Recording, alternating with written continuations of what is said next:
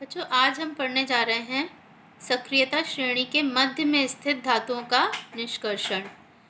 पिछले वीडियो में हमने पढ़ा था सक्रियता श्रेणी में नीचे आने वाली धातुओं का निष्कर्षण, और आज हम पढ़ेंगे सक्रियता श्रेणी के मध्य में स्थित धातुओं का निष्कर्षण। तो चलिए पढ़ना शुरू करते हैं। सक्रियता श्रेणी के मध्य में स्थित धातुएं जैसे आयरन, जिंक, लेड, मैग्नीज की क्रियाशीलता मध्यम होती है। ये हम सक्रियता श्रेणी में पढ़ चुके हैं कि जो धातुएं मध्य में आती हैं सक्रियता श्रेणी में, उनकी क्रियाशीलता मध्यम होती है। प्रकृति में ये प्रायः सल्फाइड या कार्बोनेट के रूप में पाई जाती हैं। तो ये जो धातुएं हैं जो सक्रियता श्रेणी के मध्य में आती हैं, वे धातुएं प्राकृतिक रूप से सल्फाइड और कार्बोनेट अयस्कों के रूप में पाई जाती हैं। धातु के सल्फाइड और कार्बोनेट अयस्कों से धातु प्राप्त करने के लिए पहले सल्फाइड और कार्बोनेट अयस्कों को ऑक्साइड में परिवर्तित करते हैं। इसके लिए दो प्रक्रियाओं का प्रयोग किया जाता है।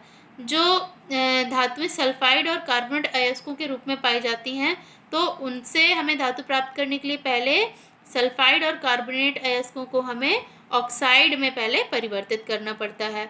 और ऑक्साइड में परिवर्तित करने के लिए दो प्रक्रियाओं का प्रयोग किया जाता है, जिनमें से पहली है भर्जन और दूसरी है निस्तापन। भर्जन क्या है? भर्जन सल्फाइड अयस्कों का भर्जन करके उन्हें ऑक्साइड में परिवर्तित किया जाता है। भर्जन जो प्रक्रिया है वो सल्फाइड अयस्कों के साथ की जाती है। क्या होती है भर्जन? सल्फाइड अयस्क को वायु की उपस्थिति में अधिक ताप पर गर्म करके ऑक्साइड में परिवर्तित करना भर्जन कहलाता है। यानी जो सल्फाइड अयस्क होते हैं उनको ऑक्साइड में परिवर्तित करने की प्रक्रिया भर्जन कहलाती है। और कैसे करते हैं ऑक्साइड में परिवर्तित? जो सल्फाइड अयस्क होते हैं उनको वायु की उपस्थिति में बहुत अधिक ताप पर गर्म किया जाता है, जिससे वे ऑक्साइड में परिवर्तित हो जाते हैं। देखिए, उदाहरण हमने लिया है जिंक सल्फाइड। जो जिंक का सल्फाइड अयस्क है उसका नाम है जिंक ब्लेंड, है ना। जिंक सल्फाइड है लेकिन इसका नाम क्या है? Zinc blende. अब इसकी हमने वायु की उपस्थिति में गर्म किया, यानी इसको भर्जन कर रहे हैं, वायु की उपस्थिति में बहुत अधिक ताप पर गर्म कर रहे हैं, तो ये ऑक्साइड में परिवर्तित हो गया, ZnO।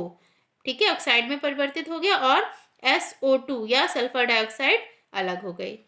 अब निस्तापन क्या है?